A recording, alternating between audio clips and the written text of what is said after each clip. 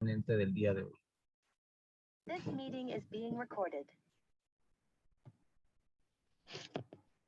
Hola, buenas tardes. Como ya me presentaron, soy el enfermero especialista en adulto en estado crítico, el enfermero Ernesto Hernández Lorenzo, vicepresidente de la Asociación de Enfermeros en Medicina Crítica y Urgencias de Guerrero, el cual es un honor presentar a la maestra Toledo. Ella nos contacta, nos contacta desde Perú. Ella es la maestra Priscila Paola Toledo Rodríguez. Ella es docente en el posgrado de la Universidad San Simón, Cochabamba, Bolivia, Facultad de Enfermería, el cual nos da su participación con el tema de monitoreo hemodinámico. Monitoreo de la microcirculación.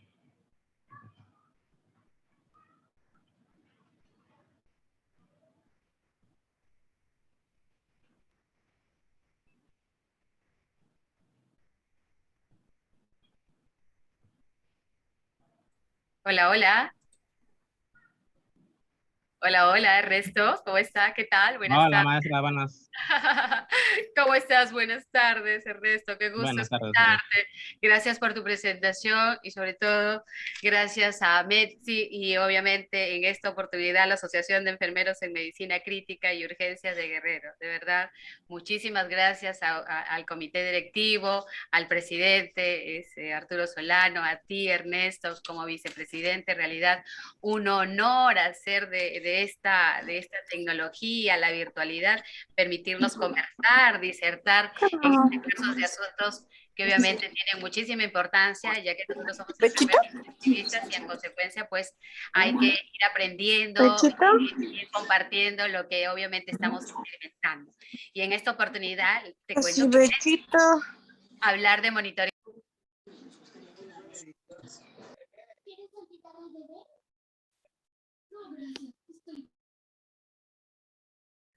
Maestra, se apagó su micrófono.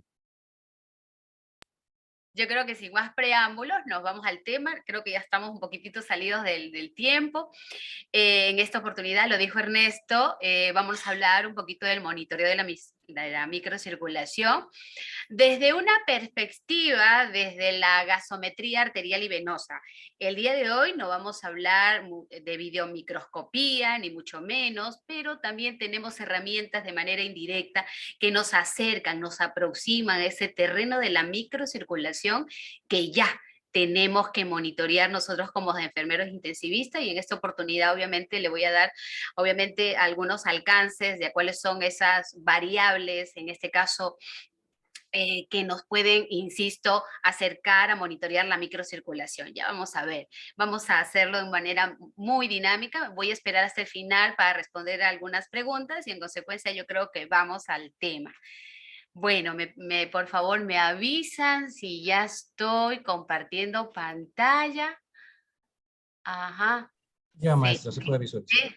Ok, vamos a ver. Yo creo que ya. ¿Listo? Aquí les presento, es mi hospital. Yo, bueno, soy enfermera intensivista del Hospital Nacional Guillermo Almenar Irigoyen de Perú. Es una de las dos de las grandes hospitales a nivel nacional de la seguridad social. Un honor, obviamente, formar parte de ese equipo. Y bueno, el día de hoy vamos un poquito a enseñarle no solamente eso, sino de un tema que considero, creo que en algunos otros momentos hemos podido conversar acerca del monitoreo. Y claro, somos un grupo de enfermeros intensivistas, pero hay que decirlo con mucha claridad. Y creo que en el momento donde haya vitrina que hacerlo, lo voy a tener que decir. Y esta es una vitrina en la cual obviamente sostengo lo siguiente. Creo que el único profesional que garantice una adecuada monitorización del paciente críticamente enfermo es el profesional de enfermería, porque tiene las condiciones, está a la cabecera del paciente las 24 horas del día, tiene las competencias técnicas suficientes para poder monitorear todas aquellas alteraciones, señales de alarma que circunscriben una situación de urgencia, de emergencia, una situación bastante compleja en las cuales obviamente se necesita, en primero, encontrar esa señal de alarma y en consecuencia, de manera muy rápida, no muy rapidísimo, solucionar el problema, porque de eso se trata, de que nosotros estemos a la cabecera del paciente, monitorear no solamente esas variables macrodinámicas, sino el día de hoy vamos a monitorear además la microcirculación y en consecuencia nosotros estemos obviamente de manera muy integral monitoreando esos aspectos básicos que significan obviamente la posibilidad de que el proceso de la enfermedad obviamente tenga vías de solución.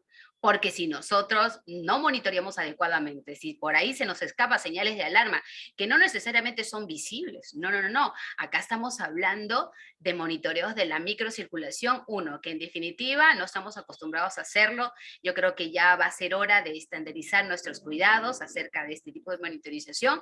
Si bien es cierto, también hacemos monitoreo de la macrodinámica, que obviamente hay que incluir algunos datos que ya estamos aprendiendo para que sumado a este tipo de monitoreo, insisto, sea una monitorización integral de la cual obviamente formemos parte de esta experiencia, sigamos aprendiendo, ir fortaleciendo algunos conceptos y en consecuencia el único beneficiado sea nuestro paciente crítico. De eso se trata, así es que voy a llevarlos justamente a ese terreno. Bueno, yo siempre traigo una foto de un paciente críticamente enfermo que obviamente tiene la necesidad de tener una enfermera, que ahí por cierto está señalando el dedo y en consecuencia ella está sumando los esfuerzos para que este paciente críticamente enfermo tenga, insisto, las vías de posibilidad de solución a su problema, por la cual obviamente significó el ingreso a la unidad de cuidados intensivos. Por eso los dije inicialmente, lo reitero con esta pantalla, vamos a hablar nada de videomicroscopía, creo que por ahora esa situación todavía no está al alcance nuestro, ni como profesionales de enfermería, no lo estamos leyendo en el pregrado, ni mucho menos en el posgrado, pero estoy seguro que así como en algún tiempo nos resultó un poco difícil, de repente monitorear la ventilación mecánica y hoy día es más fácil, todo es aprendido en la medida que ya lo tengamos en nuestras manos y en ese sentido yo estoy seguro que también la monitorización de la microcirculación con videomicroscopía en algún momento va a estar fácil, pero insisto, en la medida que justamente estos monitores lleguen a nuestras manos, lleguen a la cabecera del paciente y con ello podamos sumar nuevos esfuerzos con más evidencia científica, porque hay que decirle, la videomicroscopía justamente es el gold estándar que implica la monitorización de la microcirculación. Pero el día de hoy vamos a ir entrenando como un entrenamiento acerca de que vamos a monitorizar la microcirculación en función a esa gasometría arterial y venosa que obviamente tenemos a la mano. Ahora, les recuerdo, la monitorización de la gasometría arterial y venosa no es una situación actual. No, siempre la hemos tenido, ya por más de 20 años hemos inferido algunas situaciones de nuestros pacientes críticos cuando obviamente observamos el lactato, por ahí los excesos de base, ¿no? Estos insistían hace más de 20 años como era una situación en la cual nosotros estimábamos que ese paciente obviamente tenía componentes anaeróbicos necesariamente, pero hoy día poco a poco la ciencia avanza y con eso la evidencia en la cual el día de hoy sabemos de todas las limitaciones que implica el lactato, probablemente el exceso de base sume obviamente al manejo del paciente críticamente enfermo, si es que tenemos a la mano, pero se han ido agregando nuevas variables que implican obviamente observar este terreno. En esa línea vamos, esa es la línea en las cuales hoy día les invito a compartir con ustedes en este caso, esta presentación. A mí siempre me acompaña esta presentación, ¿no?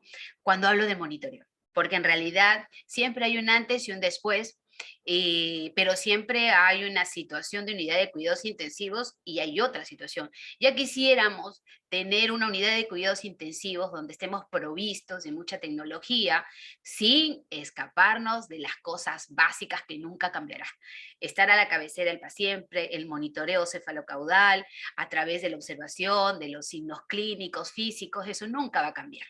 Lo que va a cambiar obviamente es la tecnología y con ello el acompañamiento, pero nunca Estoy seguro que por más monitoreo, obviamente con alta tecnología no va a cambiar el escenario donde obviamente tengamos, obviamente que estar en contacto con el paciente y a través de ese contacto físico nosotros podemos ya entrever en qué condiciones se encuentra mi paciente. Eso sin duda, porque ya quisiéramos tener unidades de cuidados intensivos donde tengamos pues todos los monitores habidos y por haber, y eso ni aquí en Perú, probablemente la sede central que es Lima de repente, pero no necesariamente las provincias. Estoy seguro que lo mismo pasará en México y en sus diferentes provincias. Eso pues son situaciones ajenas a nosotros, pero en la medida de lo que tengamos, en la medida de lo que tengamos una gasometría arterial y venosa y le saquemos todo el jugo, como decimos aquí en mi país, todo el extracto necesario para poder manejar adecuadamente a mi paciente, estoy seguro que lo vamos a hacer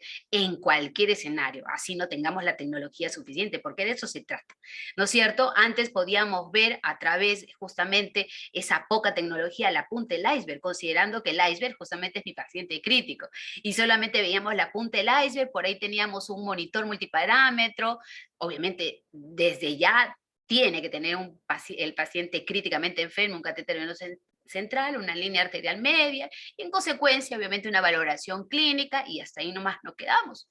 Entonces, a veces, y cuando uno habla de monitoreo se da cuenta de que hay situaciones en las cuales, obviamente, este tipo de monitoreo básico no contempla una situación que en las cuales obviamente trae consigo nuestro paciente. Generalmente los escenarios, cuando obviamente manejamos a pacientes con shock séptico, en una de las condiciones más complejas, en las cuales obviamente se da una situación de alteraciones de la microcirculación y la macrocirculación, y en consecuencia se traduce esa situación en prácticamente la obligatoriedad de justamente mirar a ese iceberg debajo de ese iceberg, debajo del agua. Y en consecuencia necesitamos tener un monitor hemodinámico invasivo, necesitamos tener una ecocardiografía, un catéter de arteria pulmonar o diferentes monitores hemodinámicos mínimamente invasivos, de pronto obviamente con tecnología para poder observar, obviamente, un monitoreo de tipo, camino con sensor de volume view, y yo a partir de eso puedo monitorear con termodilución transpulmonar o PAICO, por ejemplo, dos tecnologías diferentes que nos van sumando algunas de las variables macrodinámicas pulmonares, ¿no? Donde nosotros podemos observar a través de ahí variables que pueden implicar inclusive observar o estar monitoreando la presencia de edema de tipo cardiogénico, inflamatorio, dependiendo de las variables que nosotros extraigamos de estos monitores. O de monitores hemodinámicos, ¿no? Que CardioQ, en ese sentido FlowTrack, donde nos dan parámetros macrodinámicos y en las cuales obviamente tan importantes, porque son importantes, no necesariamente reemplazables el día de hoy, porque ustedes saben que un escenario de los pacientes que llegan a la unidad de cuidados intensivos y viene con shock, viene con sepsis, nosotros, por ejemplo, sabemos que la primera medida terapéutica frente a los pacientes con fracaso cardiocirculatorio, yo necesito una variable dinámica para asegurar una reanimación hemodinámica y en consecuencia no, obviamente no llevar ese paciente a un edema de pulmón, a un posible injuria pulmonar por obviamente una reanimación agresiva de fluidos, y en consecuencia es importante. O sea, nada de esto es reemplazable. Creo que todas estas variables se van sumando y es que esa es la forma de ir obviamente asegurando un manejo adecuado.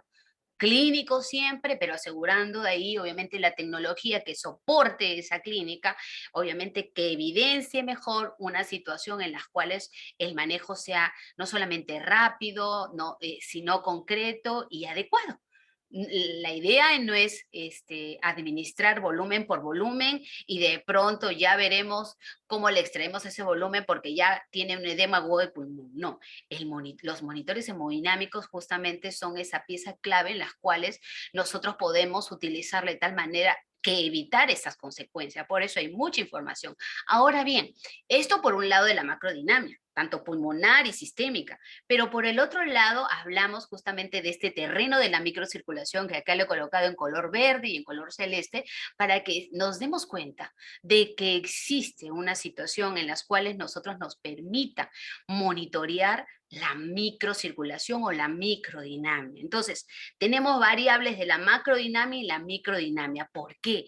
En los pacientes, por ejemplo, pacientes que llegan generalmente con diagnósticos de shock séptico, esas alteraciones microcirculatorias, la activación de la cascada inflamatoria, pues hacen una situación, ¿no?, muy seria, en las cuales obviamente la célula se va disfuncionando y en consecuencia va alterando un medio interno que nosotros podemos obviamente evidenciar ese problema a través de la observación de variables como marcadores de hipoperfusión tisular o de pronto indicadores de indicador de ese balance entre la oferta y la demanda de oxígeno, como es obviamente las saturaciones venosas de oxígeno, o un delta de CO2.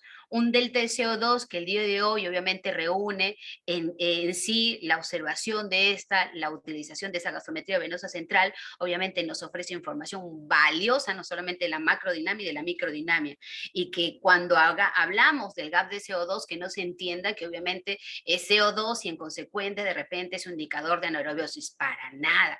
El dióxido de carbono es un indicador más bien de obviamente el resultado de un metabolismo oxidativo. Recuerden que cuando se metaboliza una glucosa y en consecuencia hay un ciclo de Krebs donde el resultante sea una molécula de agua y ATP y obviamente dióxido de carbono para poder eliminar, y entonces estamos en una situación más de metabolismo aeróbico y en consecuencia el dióxido de carbono no necesariamente es un indicador de anaerobiosis, por el contrario. Lo que sí el día de hoy debemos de conocer a través de esta gasometría arterial y venosa, que a partir de esa fórmula matemática, ¿no?, que usted ya conoce a través del gap CO2, entre la parte final de la parte celeste, la parte final, es más conocido como un cociente respiratorio, y sí es considerado el día de hoy un indicador de anaerobiosis, que está reemplazando, dependiendo un poquito de la escuela de los médicos, se habla de reemplazo o sustituyendo a las variables de lactato, por ejemplo, ¿no? Cuando uno quiere manejar, obviamente, a un paciente críticamente enfermo que tiene de repente lactacidemias. Recuerden que el lactato es el resultado de una glucólisis, ¿no?, oxidativa que se da al interior de la mitocondria. Nosotros tenemos un lactato y una cantidad menor a 1. En otras literaturas menor a 1.5, pero cuando ya hay un acúmulo de lactato a nivel, obviamente, del torrente sanguíneo, entonces nosotros podemos considerar que el paciente probablemente, a menos que obviamente encontremos el signo de hiperperfusión, nosotros podemos estimar que ese paciente, por ejemplo, está en shock o disausia celular. Esto hasta que no se diga lo contrario, ¿no?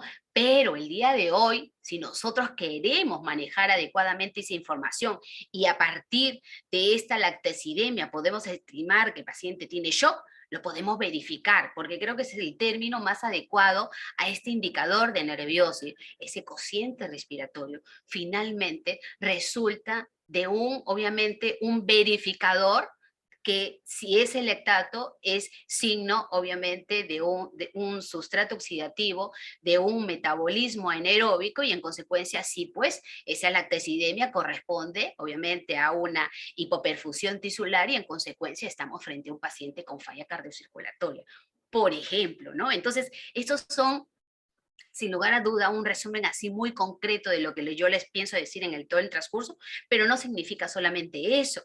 Recuerden que la macrodinamia, ¿no?, cuando nosotros manejamos un paciente crítico, no manejamos un paciente crítico en función de manejar estas variables de la microdinamia.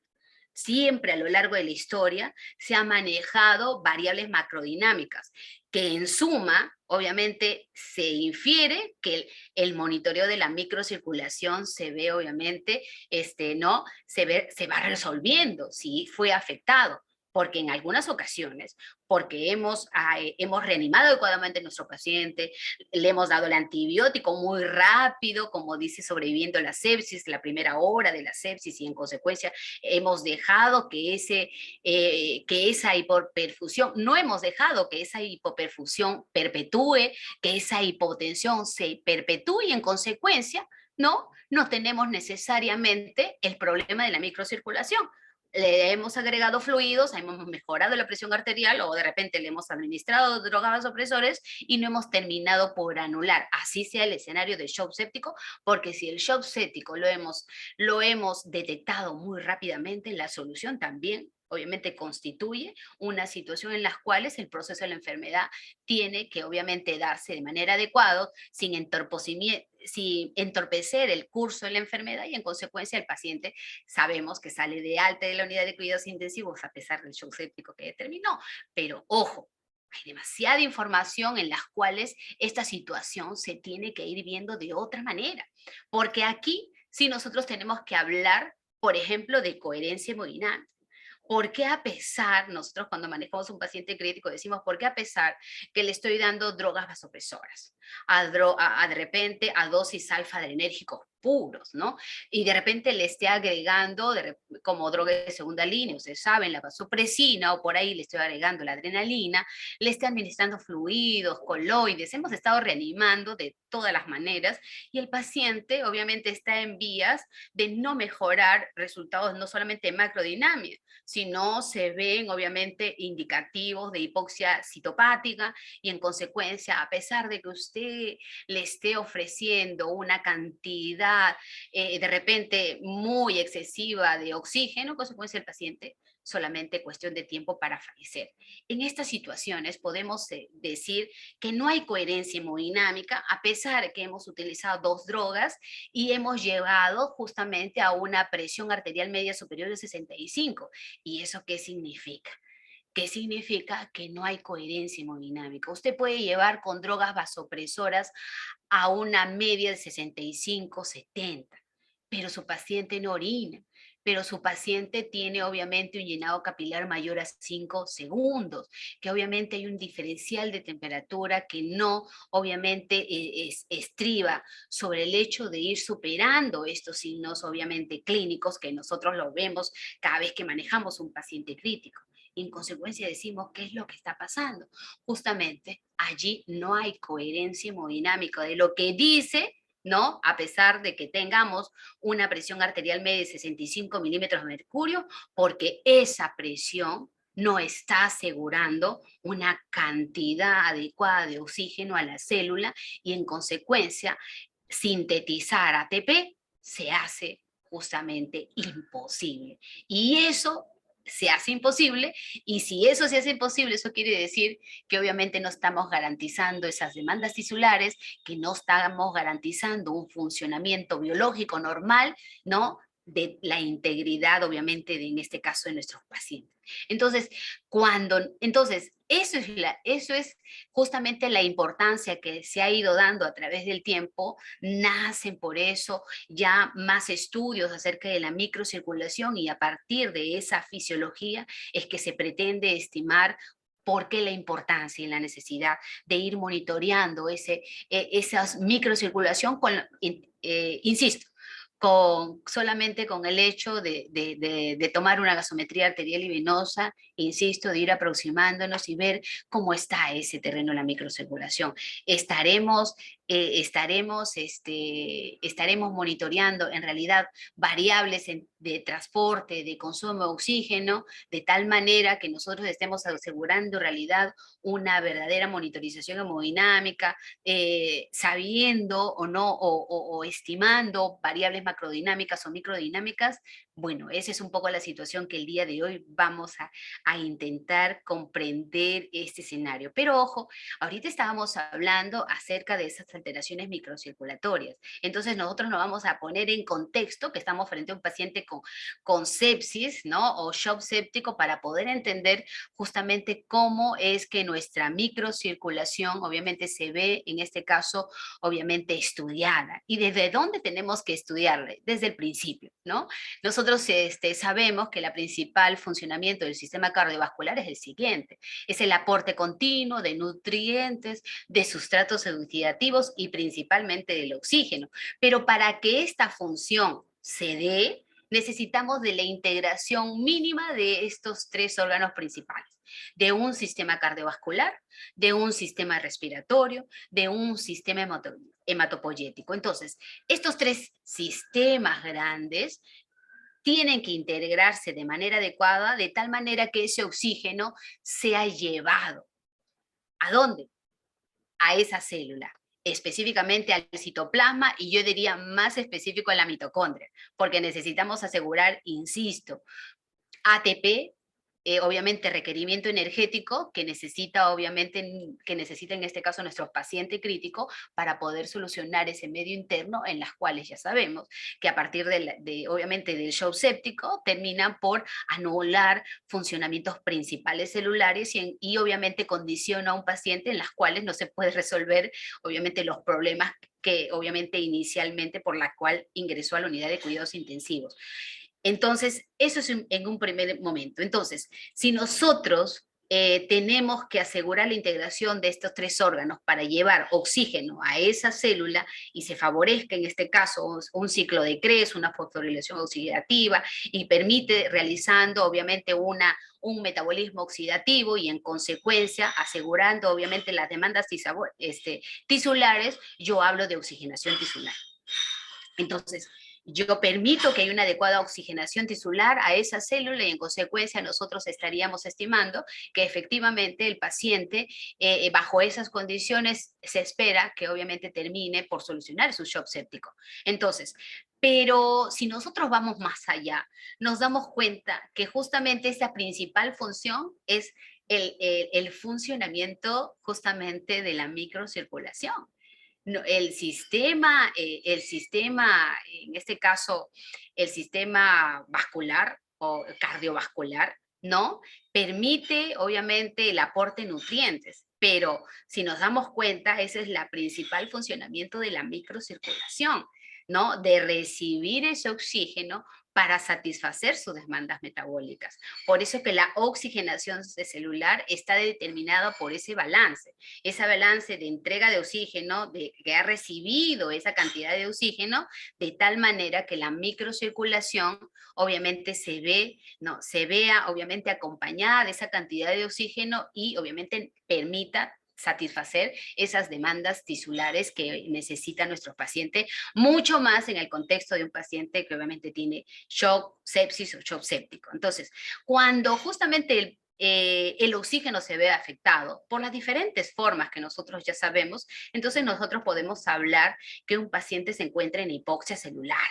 Entonces, más adelante vamos a hablar de los diferentes tipos de hipoxia que necesitamos poder determinar.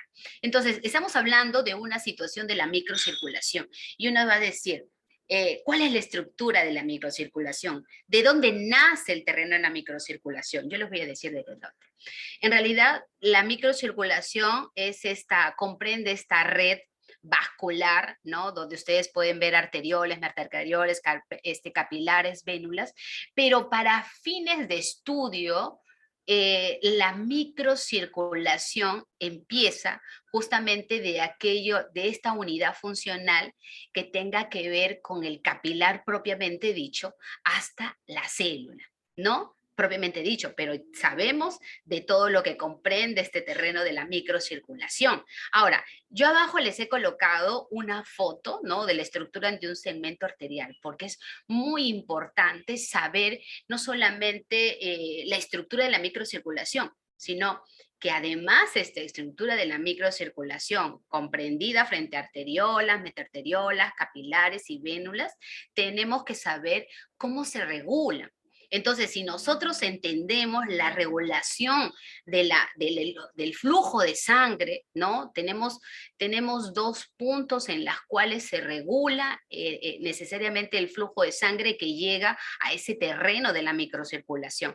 Vamos por partes. Sabemos que las arteriolas, como lo ven ahí, ¿no? Son vasos sanguíneos muy musculares. Ya las metaarteriolas no tienen esa capa muscular, pero sí poseen, obviamente, esos esfínteres precapilares, y esos esfínteres precapilares, obviamente, se encargan simplemente para favorecer el intercambio, obviamente, muy selectivo de agua, de algún intercambio iónico, la bomba de sodio de potasio, etcétera. Entonces, estas metaarteriolas son muy importantes cuando nosotros estamos atendiendo a un paciente crítico. Nosotros obviamente podemos estimar si el paciente está en un estado de shock séptico en las cuales hay un desbalance balance entre la parte oxigenatoria, hemodinámica, con un compromiso complejo, donde nosotros podíamos estimar que justamente esos esfínteres precapilares finalmente han terminado por disfuncionar, y no solamente eso, sino que además los capilares, por eso abajo la foto,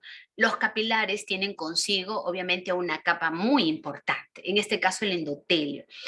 El endotelio, ¿no? Que es ya la capa más interna de este vaso sanguíneo, es aquel que está en contacto directo con ese eritrocito, esos leucocitos, y en contacto directo justamente con aquellas situaciones en las cuales, por ejemplo, la hipotensión, la disminución de la presión parcial de oxígeno, la sepsis, el shock, termina por, obviamente, disfuncionar. Este endotelio posee, ustedes saben que a lo largo de todos los vasos sanguíneos poseen diferentes receptores, pero la situación con el endotelio tiene una situación particular.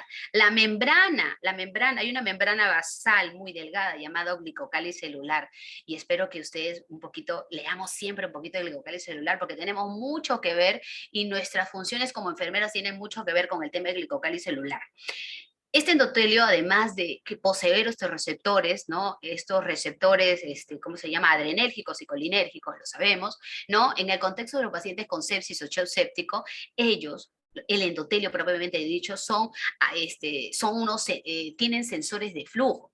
Por ejemplo, si usted tiene una poca disponibilidad de oxígeno, hay una disminución de cantidad de oxígeno y con eso obviamente se va acompañado hipotensión o hipovolemia.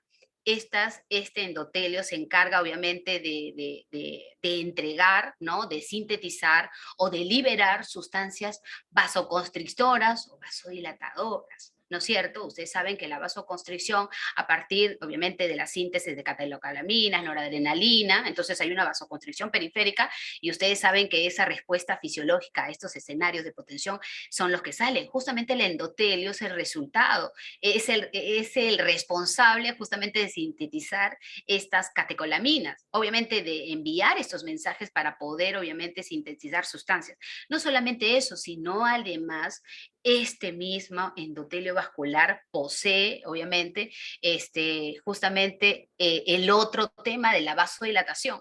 La vasodilatación.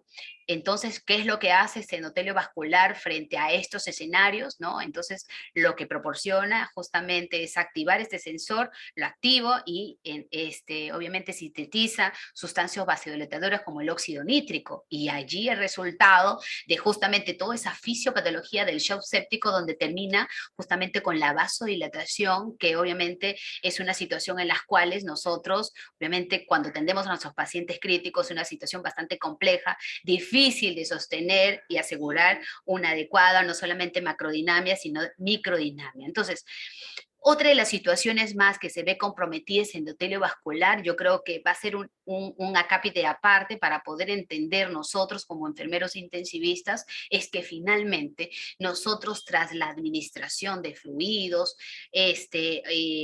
tras una reanimación agresiva de fluidos, tenemos que estimar que no solamente estamos,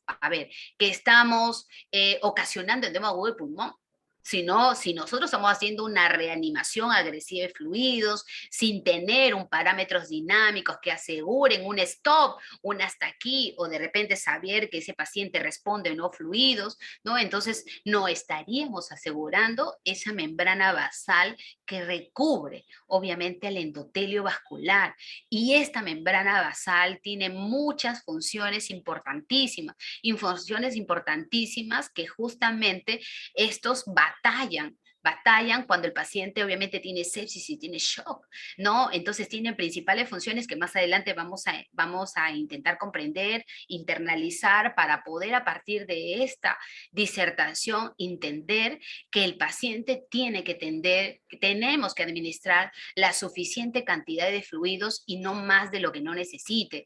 Tenemos que asegurar una cantidad adecuada, en este caso, de drogas vasopresoras, porque las drogas vasopresoras con alfa-adrenérgico anticolérgicos puros, ¿no? Porque hacemos una vasoconstricción muy severa, terminamos por, obviamente, no conservando ese endotelio vascular, que obviamente en el proceso de la enfermedad son los que nos van a asegurar, ¿no? Nos van a asegurar un comportamiento adecuado de ese medio interno que necesitamos. Si nosotros terminamos por anular ese endotelio vascular, es sinónimo posiblemente de que tengamos un paciente en mal estado general y obviamente con vías de tener mayor porcentaje de morbo y mortalidad. Resumen, yo creo que a partir de aquí entendamos que nosotros tenemos que ser esos protectores de este glicocáliz celular, de ese endotelio vascular, que justamente va a ser el responsable de mitigar esos esfuerzos que hace el organismo para combatir la sepsis, para combatir ese shock séptico. En consecuencia, nosotros, ¿por qué digo nosotros? Nosotros somos los que ponemos el punto de quiebre en la cual una administración de fluidos, un balance hídrico que no sea positivo y que en todo momento nosotros intentemos concentrar fluidos si es que lo necesita y que no administremos más volúmenes en los antibióticos, en la seroanalgesia, en la relajación y en consecuencia, insisto, estemos indirectamente asegurando obviamente el funcionamiento del endotelio vascular, que es uno de los principales, ¿no?, protagonistas de este escenario de la microcirculación, nada menos. Ahora bien, vamos a ver justamente esta estructura que ya la acabamos de señalar, de las arteriolas que regulan flujo. Recuerden que las arteriolas van a regular los flujos porque obviamente tienen las condiciones para hacer vasoconstricción, vasodilatación, las metaarteriolas también, los capilares, los lechos capilares, los esfínteres precapilares también que controlan el flujo de la sangre a través de justamente esos lechos capilares donde abre y se cierra, ¿no? Tiene una compuerta donde obviamente hay un intercambio iónico que es necesario, agua, el intercambio de agua por ósmosis, cuando hay una situación obviamente que amerite establecer esta membrana justamente que obviamente va a favorecer el transporte, no solamente pasivo, sino activo de algunas, en este caso, en este caso puede ser de sodio, potasio, o simplemente en este caso, de algunas situaciones que impliquen mejorar un medio interno. Nunca proteínas, porque ya saben lo que implica eso al interior del intersticio, más edema o el pulmón, pero es muy selectivo estos esfínteres precapilares y mantener su indemnidad, que se mantenga indemne significa mantener una estructura completa de la microcirculación, obviamente en los valores en variables que obviamente signifiquen que nos encontremos en una adecuada microcirculación. De eso es un poquito de lo que se trata esta disertación, y otro de los escenarios que nos gustaría que entendamos a partir de esto también, porque va a haber variables en las cuales usted tiene que estimar si su paciente obviamente se encuentra en un escenario de hipoxia hipóxica, un escenario de hipoxia anémica, hipoxia circulatoria, hipoxia citopática, y ella más adelante le voy a hablar sobre la hipoxia por afinidad. Cuando entendemos que hay hipoxia, en este caso, hipoxia hipóxica. Nosotros sabemos que hay unos escenarios para poder determinar que existe justamente hipoxia. Ahora, ¿por qué necesariamente quisiéramos llevar un poquito a casa estos conceptos? Porque es cuando nosotros hablamos justamente del terreno de la microcirculación, asegurar un adecuado transporte de oxígeno en este caso, a esa mitocondria, ¿no? Para poder, obviamente, resolver y tener, obviamente, adenosín trifosfato y poder cubrir todas nuestras necesidades metabólicas. Hablo justamente de ese escenario donde obviamente hay situaciones en las cuales, por más que nosotros tengamos o mantengamos un adecuado transporte de oxígeno, en muchas ocasiones en este escenario no se pueden dar. Por ejemplo, es la hipoxia hipóxica, ¿no? 5 causas hay de hipoxemia: una disminución de la fracción inspirada de oxígeno, un descenso de la difusión alveolo capilar de oxígeno, la hipoventilación, las alteraciones de la respiración, ventiloperfusión, un BQ de pronto menos de 0.8, shunts aumentados. Usted sabe que un shunt superiores a 5% probablemente sea normal, pero shunts aumentados, en consecuencia nosotros podemos decir que efectivamente esta célula, ¿no?, esta situación del paciente se encuentra sobre el tema el paciente está en un escenario de hipoxia hipóxica, ¿no? Entonces, cuando hablamos sobre hipoxia anémica, recordemos que nosotros como enfermeros intensivistas sabemos que casi el 80% de los pacientes que ingresan a la unidad de cuidados intensivos por diferentes razones, ¿no? Porque el paciente viene quemado, de repente porque hay un paciente trasplantado, porque probablemente sí, pues hay un shock hipovolémico que hay que resolver con la administración de glóbulos rojos, en fin. En realidad, esta hipoxia anémica sí se da en esos escenarios donde obviamente se produce una caída súbita de la hemoglobina. Según la literatura, y ustedes saben que por debajo de 5 miligramos por decilitro, entonces nosotros estamos ya pensando en la posibilidad de administrar justamente glóbulos rojos para poder en cada paquete globular, obviamente subir de 1 a 1.5 miligramos por decilitro. Entonces, de tal manera que evitemos que ese paciente tenga una hipoxia anémica, porque finalmente si tiene hipoxia anémica, entonces estaremos estamos dando por sentado, obviamente, un sufrimiento celular por agotamiento de oxígeno. Entonces, en la unidad de cuidados intensivos no necesitamos a pacientes, obviamente, que tengan hipoxia anémica, ni hipoxia hipóxica, por eso tenemos un ventilador mecánico a través de la programación de ventilación mecánico, además a través obviamente, de manejar un poquito la macrocirculación, aseguramos que esa hipoxia hipóxica no exista, que esa hipoxia anémica no exista. Ahora, otros escenarios como la hipoxia circulatoria también lo podemos estimar o poder inferir. Esta hipoxia circulatoria tiene que ver justamente como consecuencia de los fallos de la bomba cardíaca. Entonces, ¿en qué escenario vemos falla de bomba cardíaca? Generalmente en los escenarios, como en este caso de las insuficiencias cardíacas o shock cardiogénicos. Entonces, situaciones de esa naturaleza implica que ese paciente probablemente esté realizando un sufrimiento a nivel celular, cuya obviamente denominación como tal te debería, obviamente, disculpen la redundancia, debería denominarse hipoxia circulatoria. Entonces, esta situación de hipoxia citopática es una situación particular. Cuando hablamos de esta hipoxia citopática, se refiere a esa alteración del metabolismo celular, donde impide justamente el uso del oxígeno. ¿Cómo es esto? Ustedes me dirán. Es decir, nosotros por más que entreguemos un adecuado transporte de oxígeno y que hay variables de flujo, o sea, contenidos adecuados y normales, y en consecuencia nosotros nos damos cuenta de que justamente nosotros tenemos a paciente con falla de la fosforilación oxidativa. En muchas ocasiones ese término se da a la falla microcirculatoria. Por favor, escríbenlo, tenemos que internalizar esos conocimientos. Justamente en esas situaciones es cuando usted, a pesar que le ofrezca el oxígeno necesario, que le dé un transporte adecuado de oxígeno, la célula, por más que le den una suficiente cantidad de oxígeno, no lo va a utilizar. Entonces hablamos justamente de la falla microcirculatoria, de que ya esa probablemente haya perpetuado en el tiempo esa hipotensión arterial, que no se haya corregido en el tiempo justamente esa falta de oxígeno a nivel celular, y en consecuencia cuando es ya demasiado tarde, cuando obviamente estemos frente a un paciente y en esos escenarios de falla multiorgánica, entonces nos damos cuenta que probablemente estemos frente a un tema, por más drogas que le demos, fluidos, vasodilatadores, sinodilatadores, etcétera, una ventilación mecánica adecuada, con obviamente parámetros oxigenatorios que obviamente adecuados, pero nos damos cuenta de que a pesar de esos grandes esfuerzos, la célula, por más que le dé oxígeno, no las utiliza. En consecuencia, justamente a esa situación es que nosotros lo denominamos hipoxia citopática. Se da a pesar de que hay una presión parcial de oxígeno tisular normal, incluso aumentada, entonces, y obviamente incrementamos el transporte de oxígeno, pero no. Nuestra célula simplemente tiene un agotamiento celular y en consecuencia solamente es cuestión de tiempo para hablar de fallecimiento. Entonces, y último, y obviamente de este último quiero hablar y lo he querido poner al final porque creo que esto se va a entender con este gráfico, en este diagrama.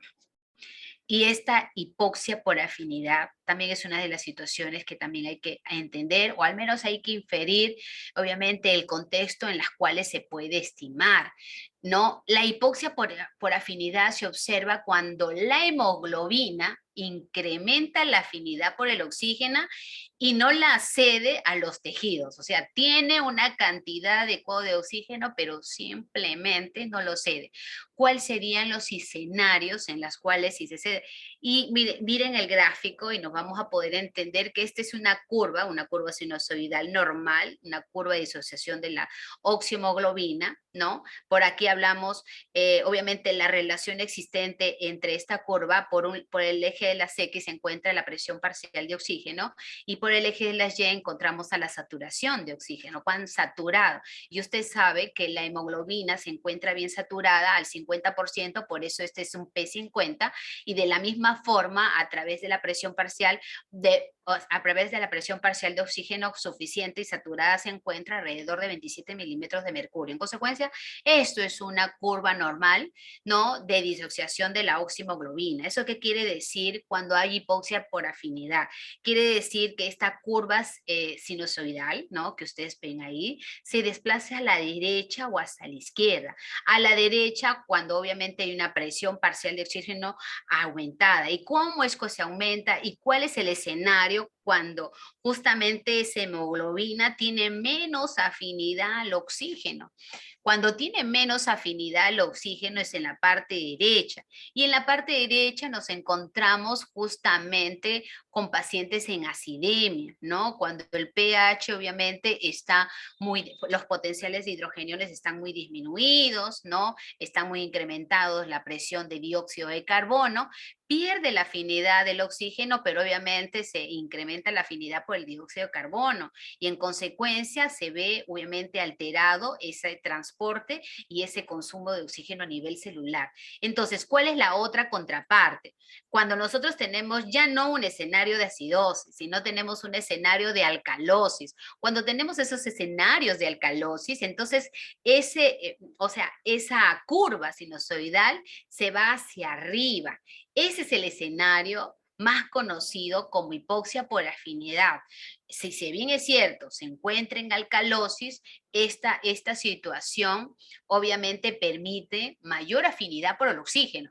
O sea, hay una afinidad por el oxígeno, la hemoglobina tiene una suficiente cantidad de oxígeno, pero simplemente no entrega oxígeno a la célula. Entonces, ¿qué es lo que nosotros tenemos que entrever cuando tenemos situaciones en las cuales nosotros tenemos un paciente con alcalosis respiratoria? Con pacientes que tienen una hipopotasemia, simplemente la corrección rapidísima de la hipopotasemia, la corrección, obviamente, si se pudiera, de la hipotermia, de la alcalosis, porque sabemos que la hemoglobina, que es eritrocito, tiene una cantidad adecuada de hemoglobina, pero no lo va a ceder al tejido y va a terminar, obviamente, por disfuncionar esa célula. En consecuencia, es una situación de extremo peligro en la cual hay una hipoxia por afinidad y obviamente tenemos que solucionar estos problemas en este caso, de alcalosis respiratoria, metabólica, pero alcalosis al fin y al cabo, con situaciones de, obviamente, alteraciones hidroelectrolíticas en las cuales, obviamente, tenemos que trabajar en función de resolverlo rápidamente, porque sabemos que esa curva, obviamente, la disociación de la oximoglobina, obviamente, es cuestión de tiempo. Entonces, yo creo que a partir de aquí podemos resolver o absolver estas preguntas. ¿Y por qué tenemos que entender esas situaciones? Porque nosotros, cuando hablamos de microcirculación, estamos hablando justamente de cuáles son estas situaciones en las cuales se entorpece que ese flujo sanguíneo llegue a la microcirculación y necesariamente este oxígeno se encuentre, obviamente, con la cantidad disponible de oxígeno y en consecuencia, obviamente, haga una fosforilación oxidativa adecuada, se encuentre en un metabolismo aeróbico adecuado y que garantice una cantidad adecuada de ATP para, obviamente, mantener una situación, obviamente, entre comillas, normal, y de eso garantizar el proceso de recuperación de nuestros pacientes críticos. Entonces, esas son las situaciones en las cuales nosotros tenemos que estimar nuestros cuidados. Nuestros cuidados tienen que estar en función de resolver estas situaciones para que, obviamente, esta disociación de la oximoglobina no se encuentre, no sea, obviamente, latente, que no la estemos observando. Sí se puede inferir. Ahora, resumiendo, la microcirculación es estado en las cuales el balón se encuentra este balance entre la demanda y la oferta de oxígeno y se cuenta mediante la regulación. Yo hablaba anteriormente en la presentación anterior y les daba una foto acerca de ese sistema arterial constituido y quería señalar exactamente el endotelio vascular y ese glicocálice celular.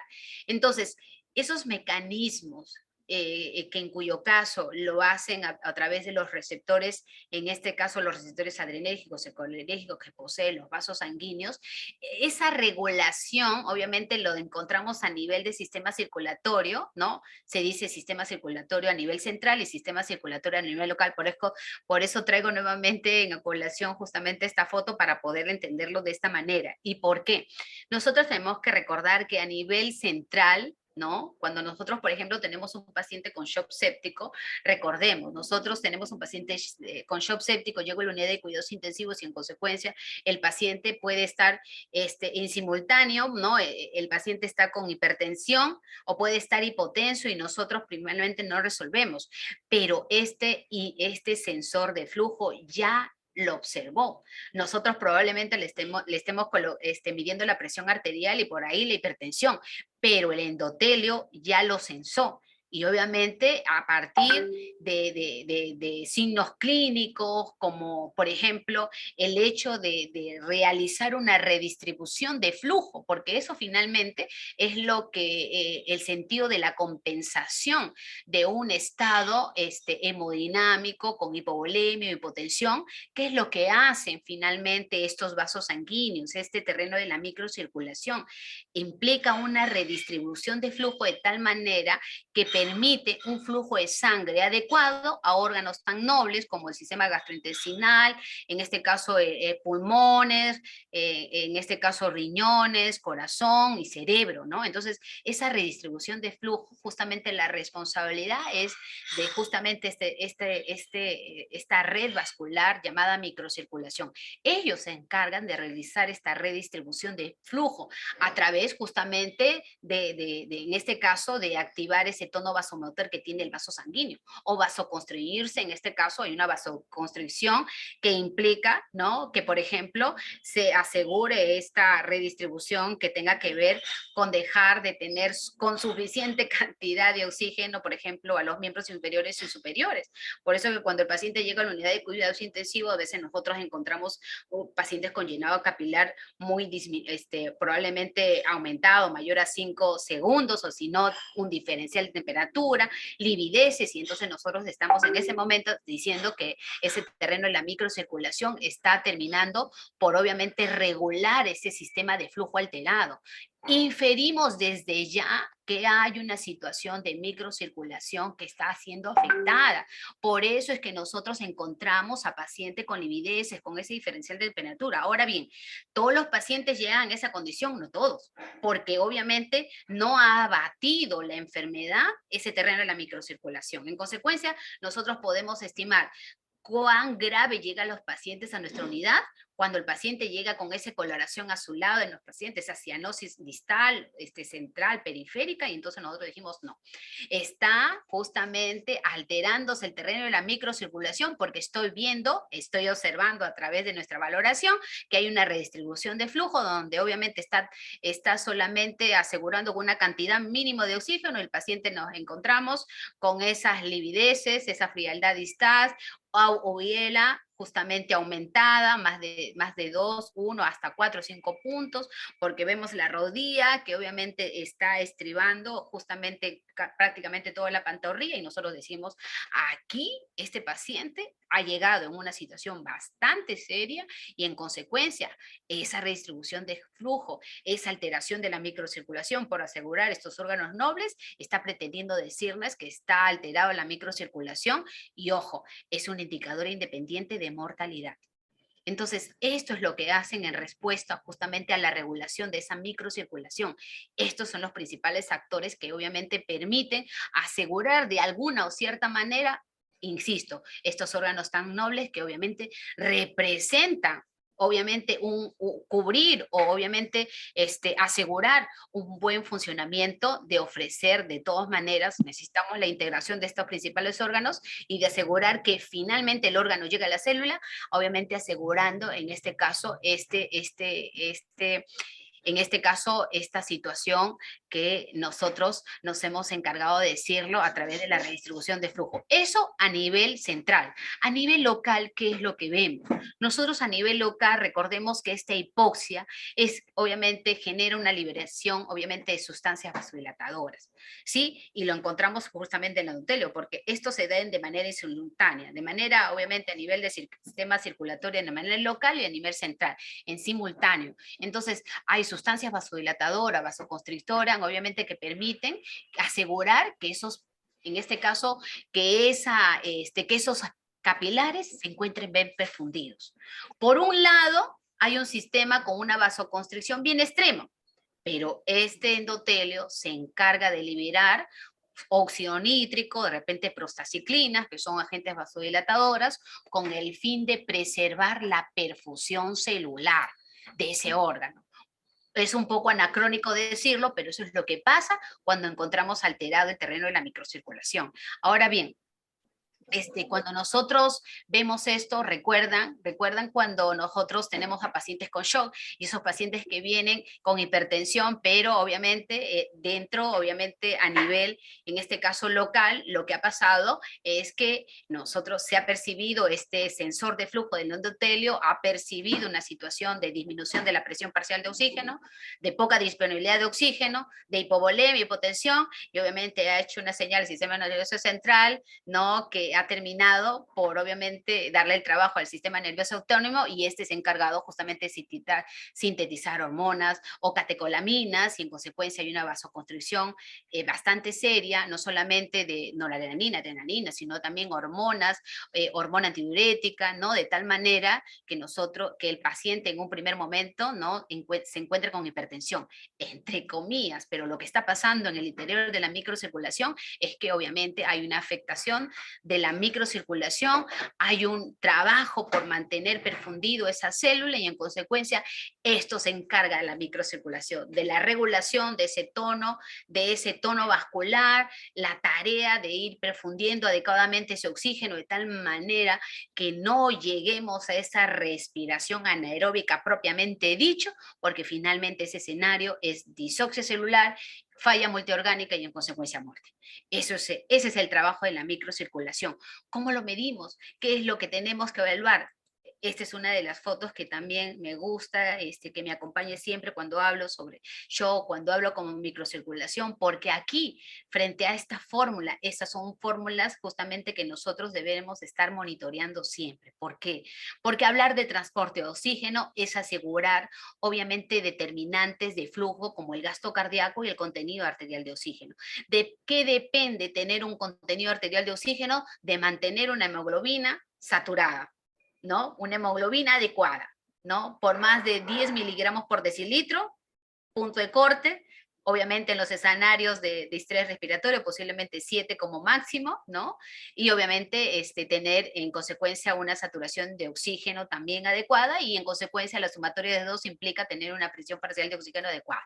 Y obviamente ahí hay unas variables, 1.34 significa que hay 1.34 gramos, en este caso de oxígeno, mililitros de oxígeno, que se va obviamente, que se va a combinar con 1 gramo de globulina, se va a saturar bien, esos son componentes. Recuerden que hay infinidad, porque hay muchas variantes respecto de esta fórmula. Ustedes van a encontrar en literatura 1.34, 1.33, 38, 37 o hasta 39. Son estos cocientes que obviamente se dan como acertados. Si bien es cierto, son decimales, pero obviamente eso es la cuestión de fórmula, porque cuando nosotros queremos, por ejemplo, valorar un cociente respiratorio, cuando les hablé inicialmente, les dije que el cociente respiratorio es un indicador de anaerobiosis, justamente esa es la fórmula que usted tiene que aplicar. Por un lado, en la parte arterial y por otro lado, la parte venosa.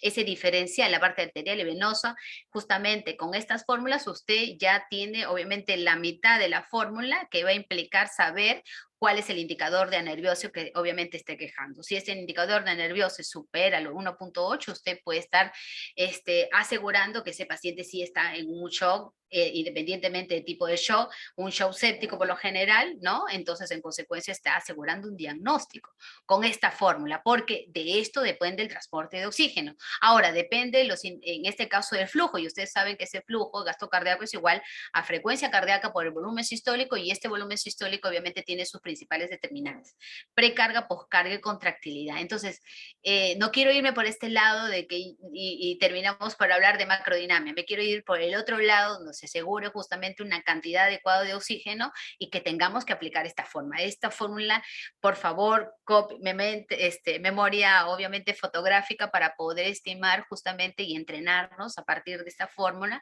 y estar asegurando justamente esas variables que implican, insisto, indirectamente, darle un vistazo a la microcirculación y con ello poder monitorearlo. Pero a veces pregunto, bueno, se me pasó un poquito. La idea del transporte de oxígeno no es tan fácil que digamos, o sea, siempre cuando se habla de oxígeno, ¿no? Tenemos que, de pronto es un camino bastante largo, y justamente encosté esta presentación y las quiero compartir con ustedes porque obviamente es muy importante. Implica que nosotros tengamos obviamente que extraer oxígeno del medio ambiente, ¿no?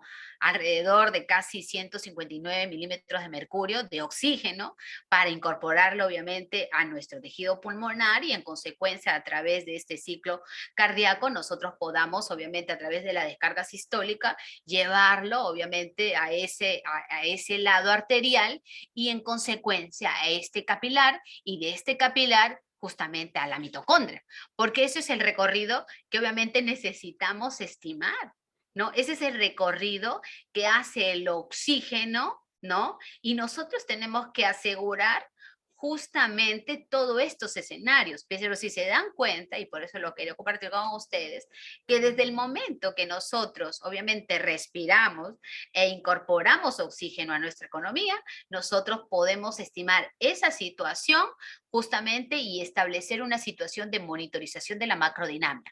Hasta acá nosotros podemos asegurar a través de nuestros parámetros macrodinámicos, podemos estimar cómo llega el oxígeno obviamente hasta nuestra función pulmonar y a través de ese, obviamente de ese ciclo cardíaco, poder expulsar una sangre oxigenada y de pronto llevarlo obviamente a nuestros tejidos. Entonces, desde el lado, desde el lado arterial hacia los tejidos, comprende una serie de, obviamente, variables de transporte de oxígeno. Entonces, por un lado, hablamos de variables aquí encima, de variables de macrodinamia.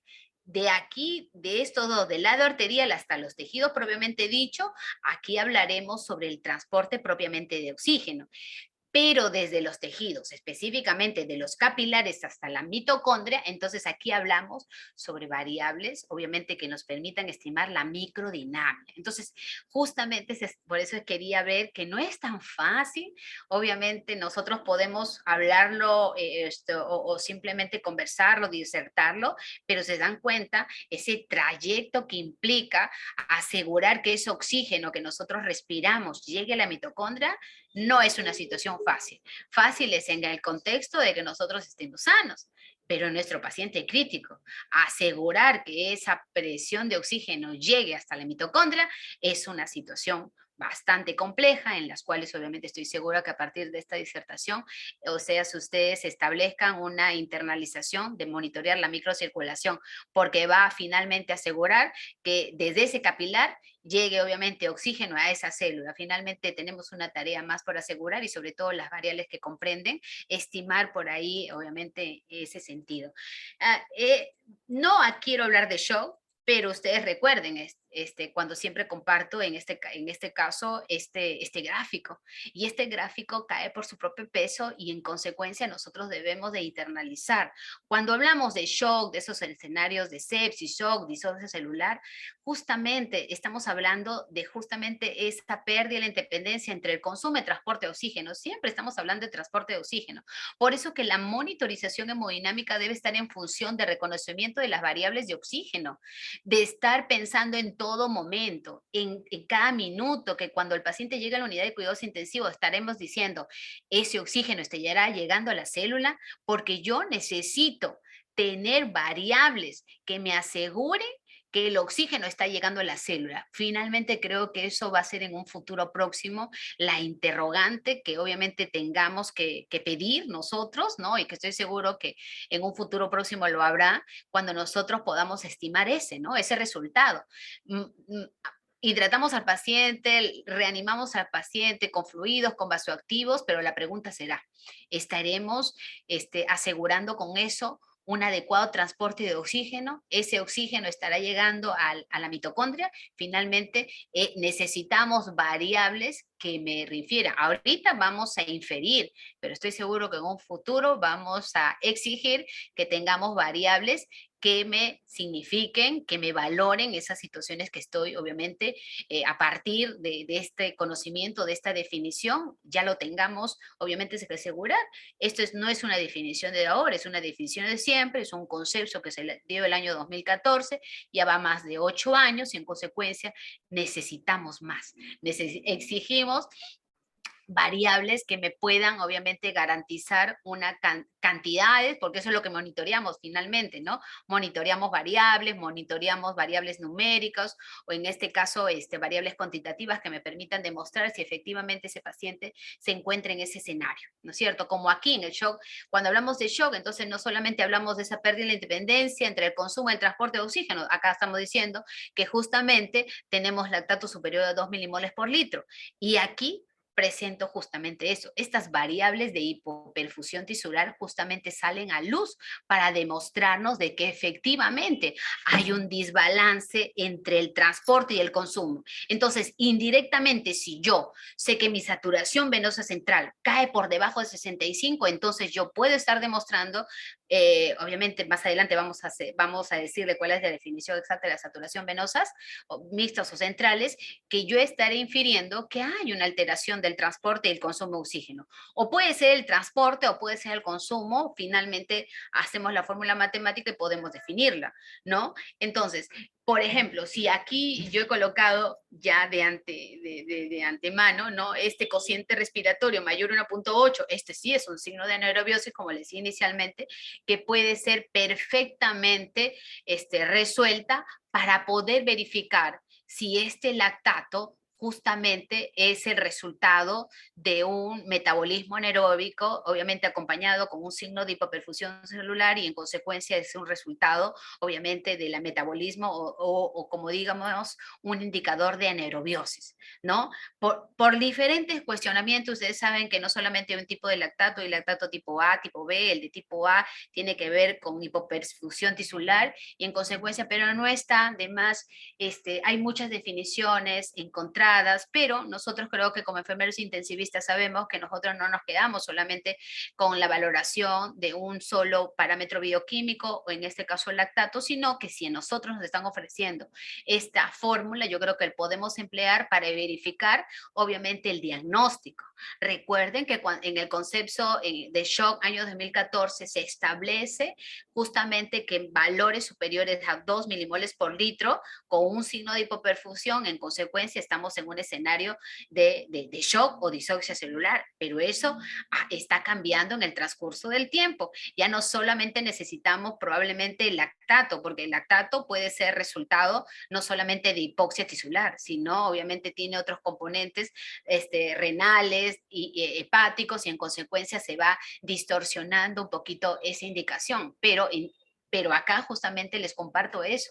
El lactato por sí solo probablemente ya no nos esté indicando o infiriendo que estamos frente al escenario de disauxia celular, pero si le acompañamos a este cociente respiratorio, y si este cociente respiratorio supera 1.8, considerando que lo normal es entre 0.7 a 1, en un contexto de normalidad, más allá de 1.8, entonces ese paciente sí es un indicador más fiable de anerobiosis. En consecuencia, efectivamente ese lactato sí es el resultado de un metabolismo de anerobiosis, es un signo de anerobiosis. En consecuencia, tenemos a un paciente con disausia celular, tenemos un paciente con falla circulatoria. Eso es un poquito el indicativo respecto de este terreno en la microcirculación, viéndolo desde este punto de vista. Entonces, ahora bien, aquí le quise tomar una foto y compartir con ustedes esto. Esto es una gasometría arterial, ¿no? Y esta es una gasometría, en este caso arterial esto, y esta venosa. Entonces, aquí también he querido colocarles una foto que obviamente saqué del libro de Michael Pinsky, soy una de sus seguidoras, Jean-Louis Van Sant, Jean-Louis Dibol, soy una seguidora de estos grandes hemodinamistas porque siempre quiero aprender un poquito más. En consecuencia, esta es una de las fotos que obviamente creo que garantiza, ¿no? Justamente lo que acabamos de estudiar, lo que acabo de disertar, y estoy seguro que ustedes van a compartir esta emoción en las cuales obviamente tenemos que ir asegurando que nuestras competencias técnicas obviamente se va sumando en función de obviamente lograr que la enfermera intensivista obviamente se traslade sobre ese escenario y monitoree de manera más integral a nuestros pacientes críticos. ¿Qué dice Michael Pinsky en su libro? Y justamente a través de esa foto les quiero mostrar. Aquí habla de justamente todas las variables o las herramientas que infieren, obviamente, la determinación de un diagnóstico de shock. ¿Qué necesitamos, obviamente, para monitorear a un paciente con shock o cuáles son las herramientas que implican, obviamente, shock? Y habla él justamente lo básico. Él habla de lo que inicialmente también les he compartido a ustedes. Él habla de que no tenemos que obviamente exonerarnos de la valoración clínica. Los signos clínicos son y serán siempre parte de, obviamente, el trabajo de un profesional de salud que tiene bien la atención de un paciente. Signos clínicos no van a cambiar, los signos clínicos van a perdurar, nuestro monitoreo inicial y final tendrá que siempre ser observado a través de la clínica, de esos signos clínicos que nuestro paciente nos está, obviamente, ofreciendo y que nosotros tengamos que valorar continuamente. Y otra de las variables es el lactato. Indudablemente, a pesar de los cuestionamientos habidos y por haber, el lactato siempre será y formar parte justamente de ese indicador, ¿no? Y obviamente tratando de discriminar sobre esos problemas con falla hepática, sobre esos problemas con falla renal. Una vez discriminado y obviamente sacando estas excepciones, nosotros podemos estimar que justamente es el lactato que obviamente necesitamos de irse asegurando. Y justamente ahora bien, sobreviviendo la sepsis, ¿no? 2021 sigue estimando que el lactato es y será obviamente un indicativo de anaerobiosis y en consecuencia inclusive un objetivo meta de aclaramiento, ¿no? Y acá también habla sobre las saturaciones venosas mixtas y las saturaciones venosas centrales de oxígeno. Les cuento que hay un grupo de médicos también, investigadores, que cuestionan el tema de las saturaciones venosas centrales, pero nosotros no vamos a entrar en esas discusiones. Yo creo que vamos a utilizar todas estas herramientas de monitoreo frente a pacientes con shock, de tal manera que todos nos permitan asegurar, ¿no? También conociendo todas sus limitaciones, de tal manera que nosotros podemos asegurar un monitoreo adecuado. Y nosotros sabemos que nosotros no monitoreamos, un conocimiento exacto de todas las cosas. Si la medicina fuera exacta, entonces el mundo cambiaría. La medicina no es exacta.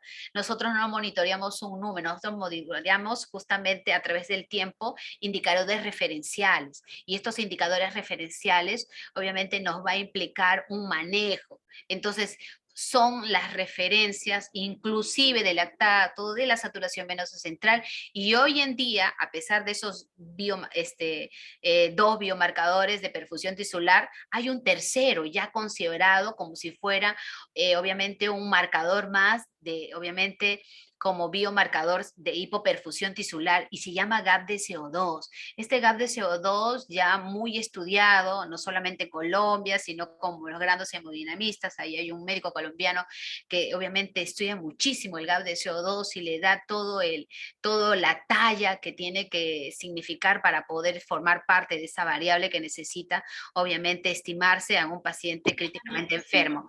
Además, el cociente respiratorio y definitivamente la ecocardiografía. Yo creo que allí está el sustento práctico, la evidencia tal cual, en las cuales nosotros no podemos soslayar y hacer parte nuestra justamente de estas variables para poder hacer una monitorización más completa, ¿no? De la cual podemos obviamente inferir que estamos realizando un monitoreo integral, tanto de la macrodinamia como de la microdinamia o de la micro, obviamente, circulación.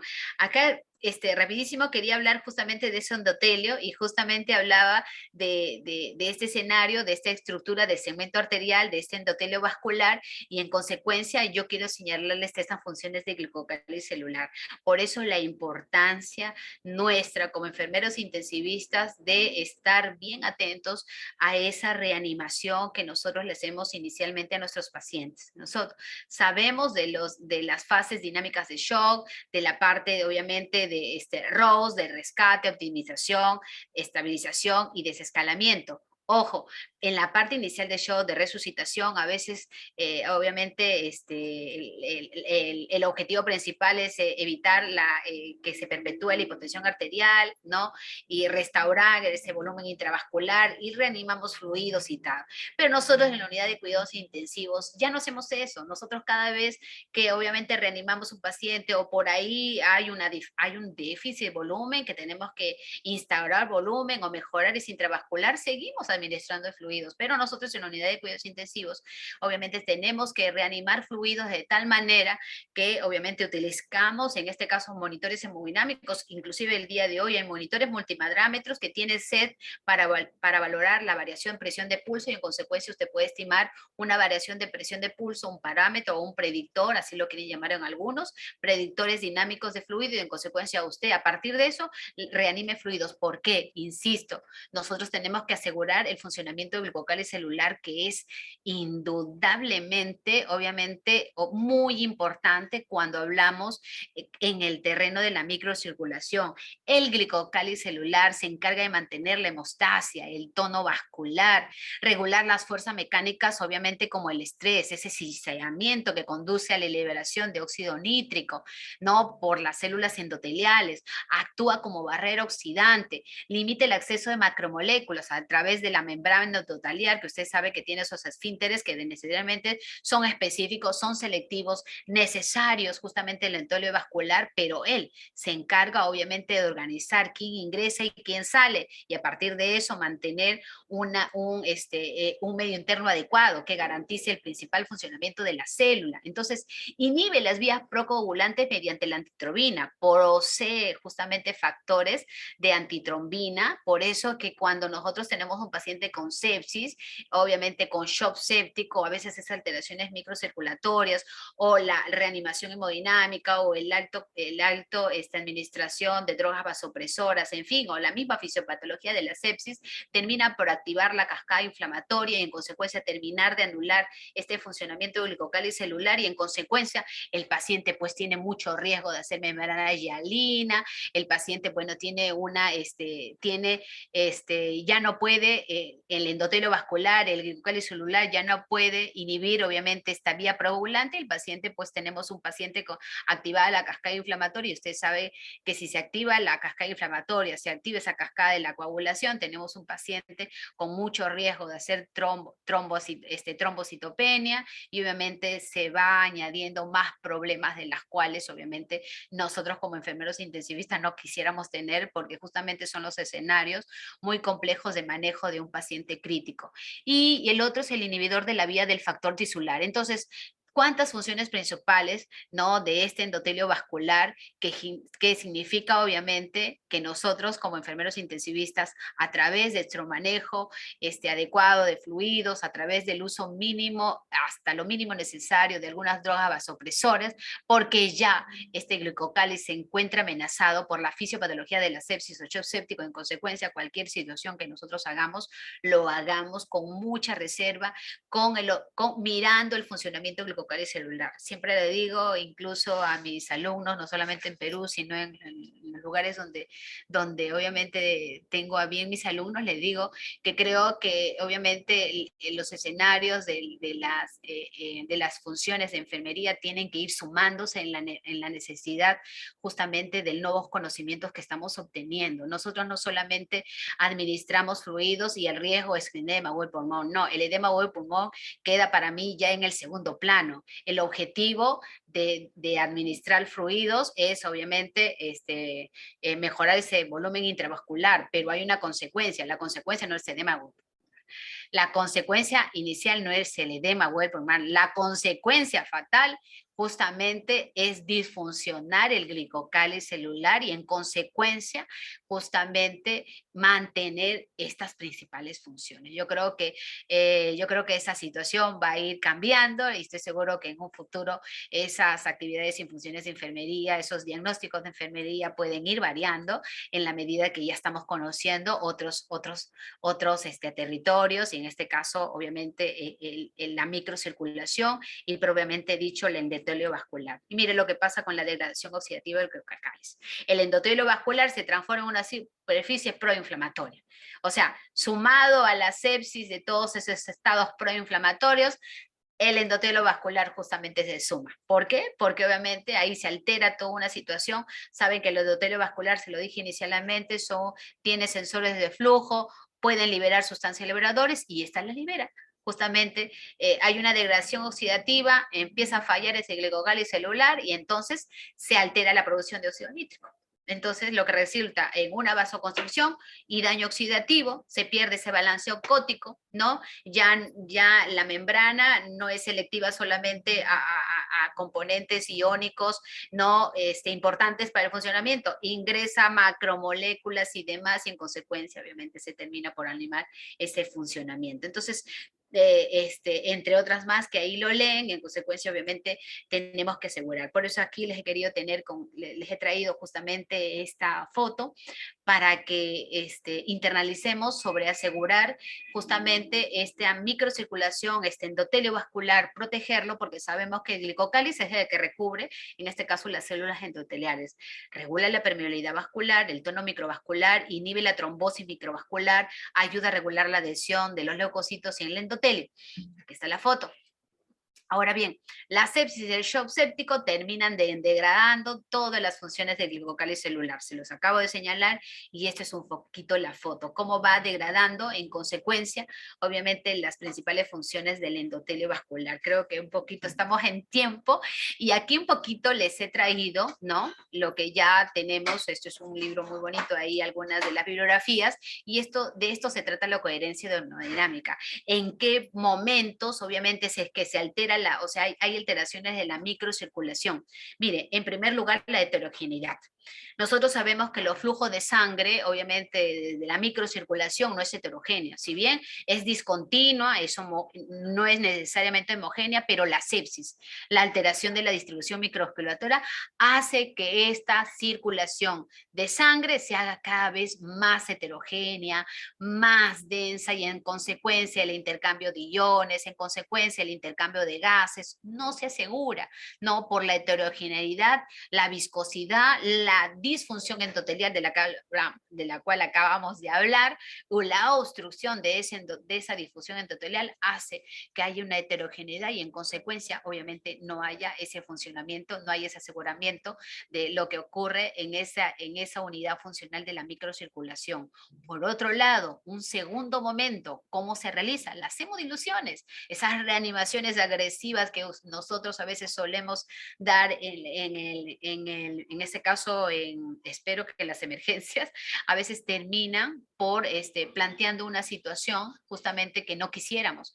Por eso es que generalmente estas situaciones se dan, ¿no? A veces no se puede evitar, ¿no? En las pacientes con intervenciones quirúrgicas de cirugía cardíaca, porque finalmente esta inmovilización permite, ¿no? Se incrementa la distancia de difusión. Se supone que si bien es cierto, en el flujo de sangre, los eritrocitos, los capilares, no están muy en contacto. Recuerden que hay, ¿cómo se llama? No solamente hay tejido conectivo, hay un sistema linfático, la idea es que no está tan cerca, pero la hemodilución termina por incrementando la distancia, en consecuencia la difusión de gases obviamente se queda en riesgo de realizarle. Reduce ese transporte de oxígeno, incluso la hemodilución, que obviamente no tiene que ser ni tan heterogénea, no tiene que ser muy viscosa, y la hemodilución ya, por el contrario, ya no lo hace más viscosa, más densa, por el contrario, lo diluyo tanto que se altera la viscosidad, y también alterándose la viscosidad, también alteran obviamente la microcirculación. Ahora, otra de las alteraciones de la microcirculación que sí se puede regular son cuando nosotros tenemos a pacientes justamente con constricción, obviamente incrementada, o taponamiento, y esto se da por éstasis de flujo microcirculatorio, vasopresores a altas dosis, alfa adrenérgicos puros, alteraciones, presiones venosas, y por último, y el que ustedes y yo conocemos desde siempre, las alteraciones de la microcirculación definitivamente terminan arriesgando la microcirculación cuando nosotros tenemos a un paciente en anasarca, edema, porque no solamente es el edema, sino hay esa fuga capilar incrementado, y esa fuga capilar tiene que ver por justamente el hecho de la disfunción del endotelio, o la disfunción específicamente del glicocálice celular, que él es el que hablamos hace un momento. Entonces, si nosotros podemos, si ya sabemos que la sepsis, que ya sabemos que algunas cirugías cardíacas ocasionan estas situaciones, evitemos los riesgos que implican tener un paciente con sepsis, porque podemos alterar la heterogeneidad de ese flujo sanguíneo. Si tenemos un paciente con cirugía cardíaca, estemos atentos a esas hemodiluciones por las cuales salen después del posoperatorio, o a ese paciente séptico que nosotros no solamente estamos utilizando una droga vasopresora, sino le instalamos 2, 3, y nosotros estamos obviamente con riesgo de alterar esa microcirculación por constricción y taponamiento, y obviamente el edema que nosotros ya conocemos. Entonces, ahora bien, quiero terminar con eso, y me quiero ir justamente a esas variables de que tanto estamos hablando. Entonces, ¿yo qué necesito para monitorear la microcirculación? Encontrando los limitantes lactato, yo creo que podemos configurar o asegurar justamente el monitoreo de esta variable. Tenemos que acostumbrarnos a monitorear en el escenario los pacientes que vienen con shock, con diagnóstico de shock, lactato. Si ese lactato supone obviamente mayor a 2 milimoles por litro, mayor a 4 milimoles por litro, el consenso de la sepsis 2021 lo sigue diciendo, Esto tiene que tener un aclaramiento por reanimación, si bien el aclaramiento es una situación discutible, porque hay otros efectos, insisto, hepáticos, renales, que dejan de entrever una situación de esta lactacidemia superiores a 2 milimoles por litro, pero lo que sí, si ya nosotros configuramos una situación de hipoperfusión tisular, simplemente nosotros trabajamos en función de que ese lactato tenga que disminuir. Si está en 10, tenga que disminuir en 8, un porcentaje adecuado en las primeras 2 horas, después las primeras 6 horas, y en consecuencia este paciente, pues, si nosotros logramos a través de ese manejo, de disminuir ese lactato por debajo de 2 mililitros, eso constituye en una meta objetivo cuando manejamos en un paciente crítico. Entonces, por aquí algunos algoritmos que ya esto obviamente por ahí le toman una fotito, y hablamos de justamente la cantidad. Si nosotros tenemos un monitor hemodinámico mínimamente invasivo, nosotros podemos estimar esta cantidad de transporte de oxígeno. Ahora, nosotros no es que llevemos a un transporte adecuado de oxígeno, pero ya nos está dando un indicativo para saber si el paciente tiene asegurado ese transporte de oxígeno. Por eso aquí les he traído la foto anterior, y en consecuencia estas variables. Lo normal del transporte de oxígeno, tengamos que asegurar entre 950 a 1050 mililitros por minuto, en este caso de oxígeno, pero de manera personalizada, indexada, las variables normales estriban sobre 500 a 600 mililitros por minuto sobre metro cuadrado. Entonces son estas situaciones en las que nosotros tenemos que estimar y monitorearlo, dejarlo en esa hoja muy grande, bonito, que realizamos nosotros nuestros pacientes críticos, más aún en el momento en la cual el paciente tiene un shock agudo, un shock séptico de manera aguda, inicial, generalmente, donde obviamente constituye el abordaje de este monitoreo de la microcirculación. Ahora, no solamente digo que al inicio el paciente, cuando ingresa a la unidad de cuidados intensivos, solamente estemos monitoreando la microcirculación. Yo creo que a lo largo de todo el momento, cuando tengamos por ahí alterado algunas variables macrodinámicas, o sea, en automático tenemos que ir pensando cómo está el terreno en la microcirculación. Yo creo que es el mejor momento para poder monitorear de manera integral, obviamente, estas situaciones. Ahora bien, el consumo de oxígeno, ¿por qué tan importante el consumo de oxígeno? También hay que entrenarnos, hay que ir hablando sobre si el paciente está consumiendo adecuadamente y nosotros tenemos que entender estas tablas. Sabemos que el paciente, obviamente, en shock es un paciente hipercatabólico, un alto consumidor de oxígeno, o de pronto no dicen consumidor, pero un paciente que extrae una cantidad, ¿no? Más incrementada de oxígeno. Y acá nosotros sabemos qué estados son los que demandan y consumen el oxígeno. Por eso que los pacientes en shock, en algún momento nosotros sabemos que nosotros no tengamos que estar de repente cambiándolo de posición. Decimos en ese instante, el paciente acaba de llegar, no lo movilices mucho, porque de pronto obviamente estamos incrementando el consumo de oxígeno. Ahí, o probablemente para evitar esos consumos de oxígeno sabemos que el paciente tenga que estar, si está en un escenario de shock, sabemos que el paciente tiene que estar en ventilación mecánica, sedado, analgesiado, y si eso no es, si eso no lo tranquiliza, a veces la relajación es obviamente un indicativo. ¿Para qué? Para evitar justamente esos consumos de oxígeno. Si el paciente está con fiebre, nosotros tenemos que disminuir, obviamente, esa temperatura, porque sabemos que la fiebre, mire, aumenta 10% más de ese consumo o de ese consumo incrementado de oxígeno. Los temblores alrededor del 50-100%.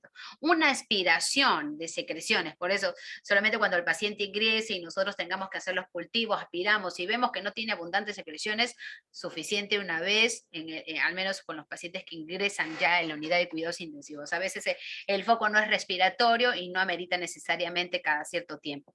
La sepsis, ya con diagnóstico de sepsis sabemos que el paciente es un paciente hipercatabólico, consumidor de oxígeno y puede consumir oxígeno de entre 50 a 100%. Entonces, todas esas situaciones, y aquí se los dejo para que tomen una foto a esto, porque en realidad es muy importante saberlo, en qué escenario nosotros necesitamos mantener un paciente en las cuales obviamente no hay que movilizar, ¿no? Porque recién estamos obviamente manejando a un paciente en los primeros momentos, las primeras horas, no estabilizamos obviamente al paciente, en consecuencia, de pronto estos escenarios es importante internalizar.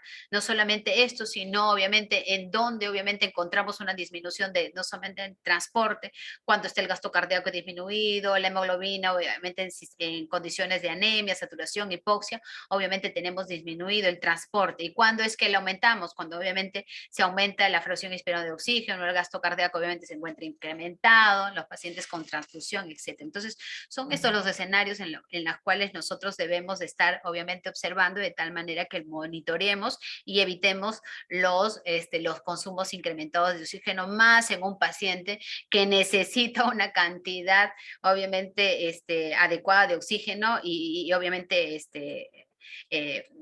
regalarlo, por así decirlo, obviamente, o no utilizarlo adecuadamente, creo que no sería la forma.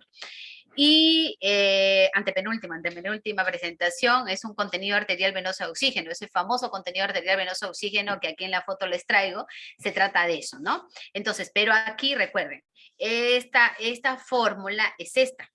Ahora bien, esta fórmula 1.38, 1.34, 1.31, como ustedes estimen conveniente, le ponen la hemoglobina y esta saturación de oxígeno, por favor, aquí coloca, le digo, lo ponen en porcentaje. O sea, si lo ponen en porcentaje, 0.9, si está 40% de la saturación de oxígeno, ustedes le ponen, de acuerdo, 0.4, 0.9, 0.6. Solamente así le van a poder resolver este contenido arterial venoso de oxígeno. Por un lado, el contenido arterial, o sea, la gasometría arterial. Por otro lado, en este caso, lo que implica la saturación, en este caso el contenido venoso de oxígeno. Si lo restan, los valores oscilan entre 4 o 6 mililitros de oxígeno por decilitro. Entonces, ahora bien, tenemos esta fórmula. Sus valores normales oscilan entre 4 o 6 mililitros. Ahora, ¿qué significa cuando nosotros tengamos, obviamente, después de esta fórmula, obviamente que nuestro contenido arterial venoso de oxígeno es menor a 4, que el consumo es reducido? O sea, que la célula está consumiendo, obviamente su consumo es muy disminuido. Hay condiciones en las cuales el consumo es disminuido, a veces el paciente está completamente relajado y no está consumiendo oxígeno, o en situaciones obviamente que no necesariamente son las apropiadas, un paciente que obviamente tiene una célula que de pronto puede tener una hipoxia por afinidad y por más transporte adecuado de oxígeno no la consuma. El paciente no está consumiendo oxígeno, que eso también justamente es una situación en la cual no nos conviene tener. Ahora bien, el consumo arterial venoso de oxígeno por encima de 6 mililitros de oxígeno por decilitro es cuando el consumo está incrementado. Generalmente aquí hablamos de esos pacientes con shock, con sepsis, que obviamente el consumo está incrementado y en consecuencia sabemos que obviamente qué necesitamos obviamente hacer para que no haya este incremento de oxígeno. Entonces aquí el diferenciar arteria venosa de oxígeno, el famoso delta de CO2 o el famoso gap de CO2, a que le he querido traer para que le demos una fotito, y he querido señalar rápidamente que no es un indicador de metabolismo anaeróbico, para nada. El gap de CO2 ofrece información valiosísima acerca de la macrodinamia y microdinamia, justamente porque no es un indicador de metabolismo anaerobio. Al contrario, incluso el gap de CO2 puede ofrecernos variables de oxígeno, o sea, nos ofrece de repente mejor, nos ofrece un resultado mejor que las variables propiamente de oxígeno, ¿cierto? Entonces, eso es lo que yo he querido poder compartir con ustedes. Por el contrario, por eso le digo, indica de manera confiable si el flujo sanguíneo. Esa es la forma que nosotros debemos de entender. ¿Qué es lo que nos está indicando? Que de manera confiable si el flujo sanguíneo o el gasto cardíaco, el volumen minuto, es suficiente para transportar ese dióxido de carbono desde el tejido periférico hacia los pulmones, en vista obviamente de su eliminación del transporte del dióxido de carbono. Por lo tanto, entonces refleja la adecuación del gasto cardíaco. Por eso es que nosotros, cuando tengamos este gap de CO2, usted ve nada más una presión de dióxido de carbono, presión parcial de dióxido de carbono, de repente en una gasometría arterial, de repente le sale 60. Y de repente una presión de dióxido de carbono en la vena le sale, obviamente tiene que salir menos, le sale 50. 60 menos 50, obviamente 60 menos 50 es 10. Entonces, ese dióxido de carbono, la diferencia entre arterial y venoso es mayor a 6, quiere decir que el gasto cardíaco es insuficiente. Entonces, si ese gasto cardíaco es insuficiente, ¿qué tenemos que hacer? Manipular la macrocirculación. ¿Cómo se manipula la macrocirculación? Obviamente, variando la volemia, por lo general, ¿no es cierto? Le administramos fluidos. O por otro lado, le administramos, obviamente, el gasto cardíaco sigue insuficiente, entonces queremos mejorar el gasto cardíaco, ustedes saben que también lo hacemos con vasopresores, ¿no? Noradrenalina y más. Entonces, esa es una de las situaciones en las cuales nosotros tenemos que ir entendiendo. Ahora, eso también, la relación de oxígeno de oxígeno también es importante. ¿Y sabes por qué? Esta es una situación en las cuales tenemos que entender cuáles son las condiciones de riesgo frente a pacientes, por ejemplo, que, miren, la relación de extracción de oxígeno se da por esta fórmula, por el contenido arterial de oxígeno menos el contenido venoso de oxígeno entre el contenido arterial de oxígeno por 100. Ahora, su valor normal oscila entre 22 a 30%. Por ejemplo, si la relación de extracción de oxígeno oscila, nosotros podemos decir que, o sea, la extracción de oxígeno, el consumo de oxígeno, que es adecuada en la medida que se encuentren esos intervalos.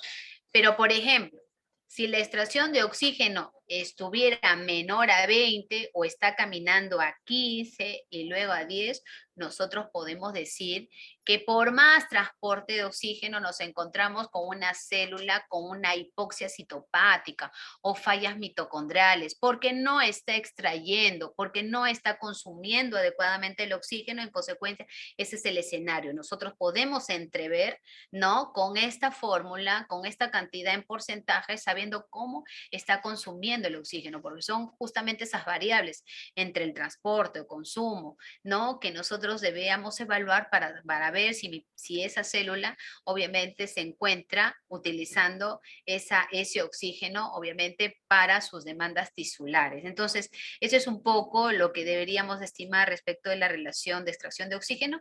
Y esto es la saturación venosa central de oxígeno, pues ustedes ya lo conocen, así como yo, este es un indicativo, ¿no? Esto representa la cantidad, obviamente, de oxígeno que queda en la circulación sistémica después de su paso por los tejidos. Informa justamente, este indicativo es un indicativo global, ¿no? Este nos indica sobre el balance entre el transporte y el consumo de oxígeno, ¿no? Se mide obviamente en la arteria pulmonar, siempre y cuando sea saturación venosa mixta, pero también obviamente hay mucha evidencia científica acerca de su relación, ¿no? Muy significativa, relacionada a la saturación venosa central de oxígeno, si bien esta sangre viene de otros lugares, de la cabeza, por encima, en este caso, obviamente por encima del tórax, pero igual no nos da un indicativo, saturación venosa central de oxígeno, que también obviamente puede significar una relación positiva entre ambas, si nosotros queremos obviamente generar, en este caso, una especie de analogía. Entonces, abajo les he dicho que la saturación venosa central de oxígeno en condiciones obviamente normales oscilan entre 7 y 18%, hay ese diferencial. En condiciones normales, por ejemplo, usted sano, todos sanos, los que estamos aquí, si nos estarían midiendo la saturación venosa central de oxígeno, saturación venosa de oxígeno, posiblemente el diferencial entre ambas, ¿no? Solamente sea alrededor de 3 a 5%. Pero en condiciones de patología, como que la situación se va un poquito extendiendo, entre un 7%, 18%, justamente es la relación. Y obviamente aquí ya saben que a menor cantidad, cuando menos saturada se encuentra, en este caso el oxígeno, hay obviamente una situación una situación de morbimortalidad y en consecuencia tener saturación venosa mixta por debajo de 25 a 30. Si dice acidosis láctica y una saturación venosa obviamente de oxígeno menor a 25, obviamente significa muerte celular. Yo creo que este es un poquito los usos clínicos que le debería dar a la saturación venosa central de oxígeno. Acá, obviamente, cómo está a través del gasto cardíaco, de la oxigenación, de la hemoglobina, del consumo de oxígeno. Aquí un algoritmo donde ustedes pueden estimar. Muchos protocolos se han podido, obviamente, utilizar, no solamente la saturación venosa central de oxígeno con arteria pulmonar, en qué condiciones, cuando es normal, cuando es baja, cuando es alta, a través de los índices cardíacos, qué debemos manipular, por ahí la hemoglobina, tenemos que aumentar la hemoglobina, o por otro lado, mejorar esos niveles de hemoglobina a través de la transfusión, y por otro lado, a través de su relación con un índice cardíaco, obviamente podían poder estimar si ese paciente de pronto no necesitaba hemoglobina, de repente frente a esta situación necesitaba obviamente resolver tras la utilización de una dobutamina o la administración de fluidos. Lo mismo para el caso de los protocolos con saturación venosa central de oxígeno con dispositivos mínimamente invasivos. Entonces, esto es un poco más de lo mismo y bueno, yo quiero, ya estoy casi terminando y a mí me gusta justamente y creo que hemos demostrado que estos objetivos hemodinámicos y clínicos forman parte siempre, obviamente, de nuestro monitoreo. ¿Por qué? No debemos solamente estar observando que la presión arterial media, con fluidos o con vasoactivos, solamente superen 60-65. No solamente nos quedamos con ese objetivo hemodinámico. Los objetivos hemodinámicos que ya conocemos, ya no solamente tendría que tener uno. Usted tiene que tener como mínimo 3 objetivos hemodinámicos que garanticen obviamente un monitoreo de la macrocirculación y uno que nos esté acercando al terreno de la microcirculación. Creo que estos objetivos hemodinámicos, esta disertación nos ha permitido demostrar fehacientemente que los objetivos hemodinámicos no se centran simplemente con una sola variable, obviamente el conocido como presión de perfusión de órganos. Luego del conocimiento de la microcirculación, a veces nos damos cuenta que podemos discutir que la PAN no necesariamente es la presión de perfusión de órganos, ¿no? Entonces yo creo que eso queda, ¿no? creo que queda para el análisis posterior, porque después de todo lo que acabamos de hablar, en consecuencia, no vendría a ser el único objetivo hemodinámico que yo tengo, ¿no? Para, obviamente, manejar un paciente críticamente enfermo. Y obviamente el objetivo clínico que ustedes ya conocen, ¿no? A través de este dibujito, a través de clearance del lactato, y obviamente como objetivo final yo tengo que hacer que ese lactato disminuya por 2 milimoles por litro, o este cociente respiratorio ya no tenga en 1.8, sino por debajo de 1.4 como mínimo. Y si llega a 1 sería mejor, ¿no? Entonces, este es un poquito las situaciones en las cuales yo quería compartir. Y por último, le doy este algoritmo con marcadores de hipoperfusión. Estoy en el contexto de un metabolismo anaeróbico con ese cociente respiratorio mayor a 1.8 que ha sido verificado. En consecuencia, el lactato sí es un indicador de anaerobiosis, que el paciente sí tiene disbiosis celular, y entonces empieza a utilizar en este caso, estas variables que hemos, como saturación venosa central, como gap de CO2, y lo utilizo así. Si nosotros tenemos obviamente tenemos unos signos de hipoperfusión, sí, estamos en el contexto de tener esta situación, entonces vemos la saturación venosa central de oxígeno.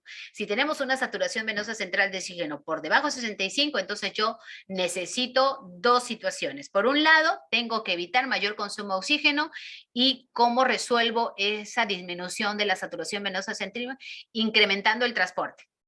Dos formas para poder mejorar esa saturación venosa central de oxígeno, que es menor a 65. Entonces, decía, por un lado, evitar mayor consumo de oxígeno. ¿Y cómo evitamos mayor consumo de oxígeno? Le bajamos la temperatura al paciente si lo tuviera, disminuimos el estrés, de repente lo tenemos que tener más dormido el paciente, manejamos el dolor, de repente hay una, ¿cómo se llama? O lo tenemos que tener más sedado, no tan despierto. Entonces, son situaciones para evitar mayor consumo de oxígeno. Y por otro lado, incrementamos el transporte de oxígeno. ¿Y cómo lo incrementamos? Ahí sí vemos el gap de CO2, ese otro marcador, o eso tercer marcador considerado ya un tercer marcador de hipoperfusión celular. En algunas ocasiones habla de ya un subrogado de la saturación venosa central de oxígeno o saturación venosa de oxígeno, pero en consecuencia son obviamente marcadores de hipoperfusión tisular que en este algoritmo obviamente empecemos un poquito a manejarlo de tal manera que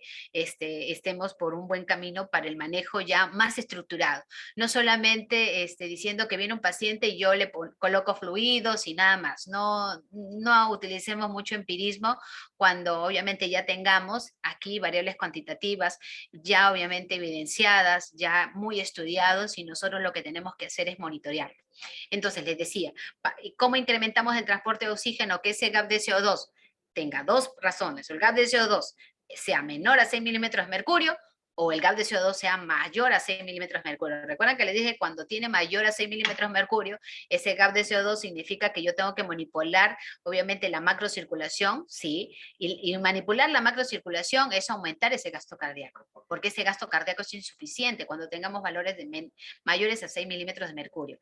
Y ese gasto cardíaco, ¿cómo lo aumentamos? O bien optimizamos la volemia, ¿no? Mejoramos ese volumen intravascular, o por otro lado, obviamente podemos iniciar vasopresores inotrópicos o vasodilatadores.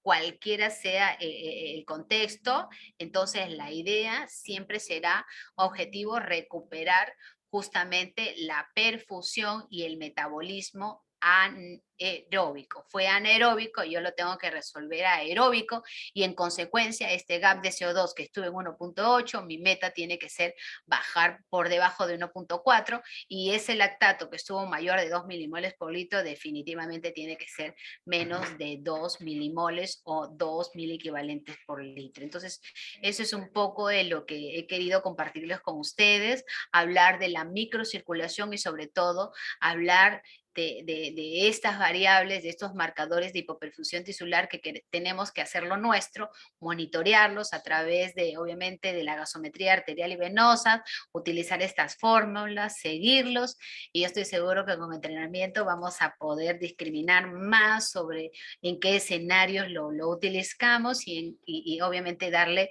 de repente el buen uso a estas situaciones que ya estamos conociendo, de que ya está a la cabecera del paciente, y sin lugar a dudas generar y hacer una monitorización hemodinámica que garantice el monitoreo de la macrocirculación, que garantice el monitoreo de la microcirculación, que hablemos sobre la coherencia hemodinámica, que hablemos obviamente de la protección del glicocálice celular, y bueno, yo creo que en ese sentido van sumando nuevos conocimientos, vamos aprendiendo, porque esto, como les decía inicialmente, son cosas que estamos recién estructurando, al menos en la unidad de cuidados intensivos de nuestro hospital. Nos resultó tedioso, sí, tengo que reconocerlo, está tedioso, pero ahí estamos entrenando de tal manera que cada vez que tenemos un paciente que ingresa en la unidad de cuidados intensivos, estar justamente demostrando que el enfermero intensivista también está monitoreando estos parámetros y obviamente se está fortaleciendo de nuevos conocimientos para asegurar que las competencias técnicas se mantengan vigentes y tener siempre obviamente el honor, ¿no? Obviamente, y el compromiso de seguir atendiendo adecuadamente a nuestros pacientes críticos. Disculpen que me he pasado el tiempo, siempre el tema del monitoreo y ahora el monitoreo de la microcirculación, yo creo que es un tema muy importante para todos los enfermeros intensivistas. Ustedes son intensivistas y de emergencias como yo, y estoy seguro que, obviamente, insisto, vamos a entrenarlo, vamos a seguir aprendiendo, vamos a hacerlo nuestro. Estoy seguro que van a seguir viniendo nuevos conocimientos y aquí nos vamos a encontrar. Entonces, conmigo, muchísimas gracias, muchísimas bendiciones, y desde aquí saludar a todos mis amigos de manera virtual. Qué pena no verlos. Estoy seguro que en un futuro podamos vernos y poder disertar así, como dicen personalmente, ¿no? Y creo que se pueda hacer cosas muy bonitas, porque a veces sobre la pantalla y hablar sobre mi rostro, pues no necesariamente es una situación que motiva. Yo estoy seguro que, espero humildemente que ustedes me hayan seguido y obviamente los haya llevado a una situación donde, insisto, espero que lo hayan internalizado y que desde aquí en adelante sigamos aprendiendo juntos. Muchísimas gracias, Ernesto, que no los veo, pero estoy seguro que estás ahí. Ya he terminado mi disertación y espero que obviamente